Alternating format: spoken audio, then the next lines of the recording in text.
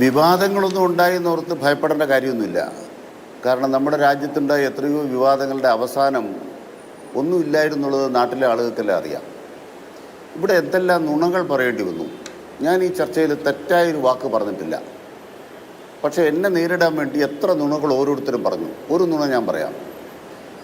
ആശാപ്രവർത്തകർക്ക് 7000 രൂപ ആയിട്ട് അവരുടെ ഓണറേറിയം വർദ്ധിപ്പിക്കുമെന്ന് LDFിൻ്റെ പ്രകടന പത്രികയിലുണ്ടോ? ഉണ്ടെങ്കിൽ ഇപ്പം അത് കാണിച്ചാൽ മതി.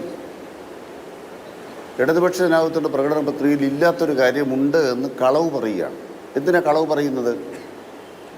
നമ്മുടെ കേരളത്തിലെ മിനിമം കൂലി ഉയർത്തുന്നതിനെക്കുറിച്ച് പ്രകടന പത്രികയിലുണ്ട്. അതിന് മറ്റൊരു ഭാഗത്ത് ആശാപ്രവർത്തകർക്ക് കേന്ദ്ര പദ്ധതിയാണ്. ഇവരെ തൊഴിലാളിയായി അംഗീകരിച്ചിട്ടില്ല, ഇവർക്ക് കൂലി കൊടുക്കുന്നില്ല, കേന്ദ്ര സർക്കാർ ഇവരോട് മര്യാദയ്ക്ക് പെരുമാറുന്നില്ല. സംസ്ഥാന സർക്കാർ ഇപ്പോൾ ഉയർത്തുന്ന പോലെ ഓണറേറിയം ഉയർത്തും എന്നാണ് എഴുതിയിരിക്കുന്നത്. അങ്ങനെ എഴുതിയപ്പം ഇവിടെ ധിക്കാരം ധാർഷ്ട്യമെല്ലാമുള്ള പിണറായി വിജയൻ എന്താ ചെയ്തത്? ഞങ്ങളുടെ ധിക്കാരവും ധാർഷ്ട്യമൊന്നും ഇല്ലാത്ത ഉമ്മൻചാണ്ടി ഭരിച്ചുകൊണ്ടിരുന്നപ്പോൾ 900 വരെ കൊടുത്തുകൊണ്ടിരുന്നു. അത് ഈ മനുഷ്യൻ ഇപ്പോൾ അധികാരത്തിൽ വന്ന് ഈ 9 കൊല്ലക്കാലം കൊണ്ട് ശരാശരി ഒരു 1000 രൂപ വെച്ച് വർധനവുണ്ടെന്ന് എൻ്റെ പക്ഷം. 13,200 രൂപ കിട്ടുന്ന ഒരു ആശാപ്രവർത്തകയ്ക്ക് 10,000-ൽ മേലെ രൂപ സർക്കാരാണ് കൊടുക്കുന്നത്, കേരള സർക്കാരാണ് കൊടുക്കുന്നത്. പിന്നെ ആശാപ്രവർത്തകരിൽ 1,00,000-ഓളം ആളുകളിൽ സമരത്തിൽ 500 പേരെ ഉണ്ടാവുള്ളൂ. മുഴുവൻ ആശാപ്രവർത്തകരെയൊന്നും ഇവർ ബഹുദാനം ചെയ്യുന്നില്ല. CIT തുടർച്ചയായിട്ട് സമരത്തിലാണ്, ഇന്നും സമരത്തിലായിരുന്നു. കേന്ദ്ര സർക്കാരിനെതിരെ സമരത്തിലാണ്. ഞങ്ങൾ പറഞ്ഞുകൊണ്ടിരിക്കുന്നത് ഈ പദ്ധതി കേന്ദ്രത്തിൻ്റെതാണ്. അതുകൊണ്ടോ കേന്ദ്ര പദ്ധതിയിലെ ആശയുടെ അവർ വളണ്ടിയർ എന്ന ഇത് മാറ്റിയിട്ട് വേതനം കൊടുക്കുന്നതിലേക്ക് കേന്ദ്രം ഇതിൻ്റെ പദ്ധതി മാറ്റണം. അങ്ങനെ ഒരു തവണ കേന്ദ്രം പദ്ധതി മാറ്റിയാൽ അതിൻ്റെ ഭാഗമായി മിനിമം വേജസിൻ്റെ പരിധിയിൽ വരും. മിനിമം വേജസിൻ്റെ പരിധി വന്നാൽ 60% കേന്ദ്രം മുടക്കണം, 40% സംസ്ഥാനം മുടക്കാൻ തയ്യാറാണ്. ഇതാണ് ഞങ്ങളുടെ ബദൽ നിർദ്ദേശം. ഈ നിർദ്ദേശം ചർച്ച ചെയ്യാൻ വേണ്ടി നദ്ദയൊന്ന് കാണാൻ പോകുമ്പോൾ സ്വാഭാവികമായി ഒരു മന്ത്രി പോയാൽ വാതിൽ തുറക്കുമെന്നാണ് ഞങ്ങൾ കരുതിയത്. ഇന്നിപ്പോൾ കേട്ടിട്ടുണ്ട് അതെല്ലാം നദ്ദയ്ക്ക് ഇന്നലെ സമയമില്ലാത്തതുകൊണ്ടാണ്, കുറച്ച് ദിവസം കഴിയുമ്പോൾ കാണാൻ പറ്റുമെന്ന് പറഞ്ഞാൽ കാണട്ടെ. പക്ഷേ അതുകൊണ്ട് ഞങ്ങൾക്കെതിരായി പറയുന്ന നുണ ഇല്ലാതെയാകുമോ? ഇന്ത്യ രാജ്യത്ത് കേരളത്തെക്കാൾ കൂടുതൽ വരുമാനം ആശാപ്രവർത്തകർ കിട്ടുന്ന ഒരു സ്റ്റേറ്റ് ഉണ്ടോ? ഏതൊരു സിക്കിമിൻ്റെ കാര്യം പറഞ്ഞു, 676 രൂപ വെച്ച് 10,000 ആക്കുമെന്നൊരു പ്രഖ്യാപനമുണ്ട്. ഇതുവരെ കൊടുത്തു തുടങ്ങിയിട്ടില്ല. കൊടുത്തെങ്കിൽ അതിൻ്റെ രേഖ ഹാജരാക്കട്ടെ. ബഹുമാനപ്പെട്ട കോൺഗ്രസിൻ്റെ പ്രതിനിധിയോട് ഞാൻ പറയുന്നത്, കർണാടകത്തിലെ രേഖ നിങ്ങൾ ഹാജരാക്കുക, ഞാൻ കേരളത്തിലെ ഉത്തരവ് ഹാജരാക്കാം. ഈ കഴിഞ്ഞ 28-ാം തീയതി ഫെബ്രുവരി മാസം അവസാനം വരുമ്പോൾ എത്ര പേര് 10,000-ന് മേലെ കിട്ടി, എത്ര പേര് 13,200 കിട്ടി, എത്ര പേര് വ്യത്യസ്ത തുക കിട്ടിയെന്ന് കണക്ക് ഞങ്ങൾ ഹാജരാക്കാം. നിങ്ങൾ ഹാജരാക്കാവോ? അപ്പൊ രേഖ കൊണ്ട് തെളിയിച്ചു. എന്ത് തെളിയിച്ചു? കള്ളം പറഞ്ഞിട്ട് പോയാൽ ശരിയാവില്ല. 7,000 രൂപയാക്കാം എന്ന് പ്രകടന പത്രികയിൽ പറഞ്ഞിട്ടുള്ളത് ഞാൻ ശ്രദ്ധിച്ചില്ല, എന്റെ ശ്രദ്ധയിൽപ്പെട്ടില്ല. അങ്ങനെ പറഞ്ഞില്ല എന്നാണ് ഞാൻ വിചാരിക്കുന്നത്. ഒരു നിമിഷം ശ്രീ അനിൽകുമാർ, അങ്ങ് നേരത്തെ ഞാൻ പറഞ്ഞ പട്ടികയിലെ വിശദാംശങ്ങൾ പറഞ്ഞില്ല.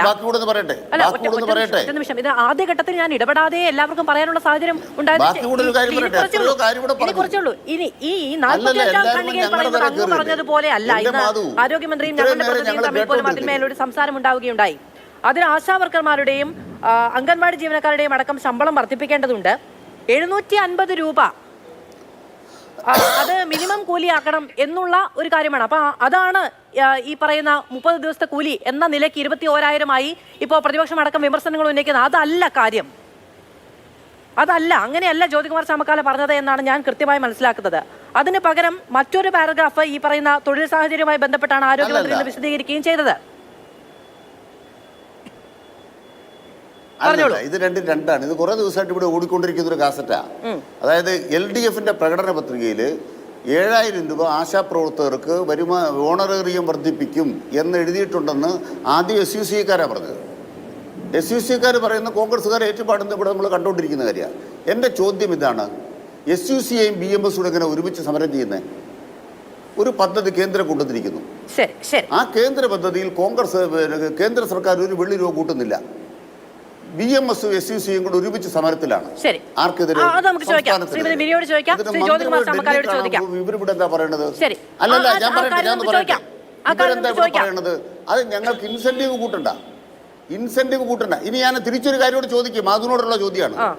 ഈ ആശാപ്രവർത്തകരുടെ പദ്ധതിയിൽ ഓണററി എന്നൊരു വാക്ക് നിയമത്തിലുണ്ടോ? ഞാൻ അങ്ങോട്ട് തിരിച്ചു ചോദിക്കാം. ഓണറേറിയ സംസ്ഥാന സർക്കാർ ഓണറേറിയം കൊടുക്കണമെന്നൊരു നിയമം എവിടെങ്കിലും കിടപ്പുണ്ടോ? ഇടയ്ക്ക് ഒന്ന് കൈരളിയിലും ചോദിക്കുന്നത് നല്ലതാണ് കേട്ടോ. കാരണം ഈ പത്രത്തിൽ ഞാൻ നേരത്തെ അങ്ങോട്ട് പറഞ്ഞത് നിയമത്തിലുമില്ല. ഈ പട്ടികയിൽ അങ്ങേക്ക് അയച്ചു തന്നിരിക്കുന്ന പട്ടികയിൽ ഓണറേറിയം എന്ന് എഴുതിയിട്ടുണ്ട്. ആ ഓണറേറിയം 13,200 രൂപ എന്ന് എഴുതിയിട്ടുണ്ട്. മറ്റു സംസ്ഥാനങ്ങൾക്ക് 6,000 രൂപ 5,000 രൂപ എന്ന്. ഇത് ശരിയാണോ? അത് തെറ്റാണ്. അപ്പൊ അതെങ്ങനെ ശരിയാവുക? അപ്പൊ ആ മാധ്യമപത്രത്തിനും ബാധകമാണ് അല്ലേ? തിരുത്തേണ്ടതാണ്. എന്റെ പോയിന്റ് അതല്ല. ഞാൻ ക്വസ്റ്റ്യൻ ഈ ക്യാപ്സ്യൂൾ ഇങ്ങനെ അടിച്ചിറക്കുക, കള്ളം ഇങ്ങനെ അടിച്ചിറക്കുക, എന്നിട്ട് ഞങ്ങൾ പറയുന്നതെല്ലാം ശരി, നിങ്ങൾ പറയുന്നത് മുഴുവൻ കള്ളം, കേരള വിരുദ്ധത എന്ന നിലയ്ക്ക് പ്രചരിപ്പിക്കുക. അല്ലല്ല, അങ്ങനെ തെറ്റിദ്ധരിക്കണ്ട. ഒരു ആശാപ്രവർത്തകർക്ക് 13,000 രൂപ 13,200 രൂപ വരെ കേരളത്തിൽ കിട്ടുന്നുണ്ട് എന്നാണ് ഞങ്ങളുടെ വാദം. അതിൻ്റെ മേലെ ഓണറേറിയം എന്ന് എഴുതിയത് തെറ്റാണ് എന്നാണ് എൻ്റെ വാദം.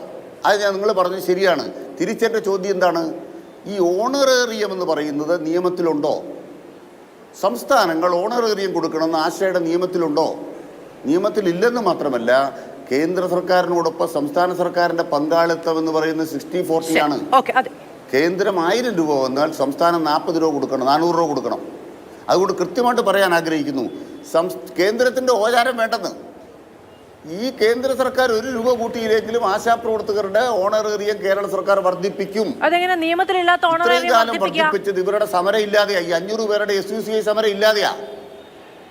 SUCI സമരം ഇല്ലാതെയാണ്. ഇവരിപ്പോൾ രാഷ്ട്രീയ സമരം നടത്തിക്കൊണ്ടിരിക്കുക. കേന്ദ്ര സർക്കാരിൻ്റെ അച്ചാരം വാങ്ങിച്ച് നദ്ദ പൈസ കൂട്ടരുത്, മോദി പൈസ കൂട്ടരുത്, ഞങ്ങൾ പിണറായി വിജയന്റെ കുത്തിന് പിടിച്ചോളാം, വെപ്പിച്ചോളാം എന്ന് പറഞ്ഞ് ഒരു വിമോചന സമര മാതൃകയിൽ നിങ്ങൾ ഇറങ്ങിത്തിരിച്ചാൽ മഴവിൽ മുന്നണിയാണ്, വിമോചന സമരമാണ് തുടങ്ങിയ ആരോപണങ്ങളാണ് തുടക്കം മുതൽ ഇന്ന് പാർട്ടി സെക്രട്ടറി അവകാശ സമരമല്ല.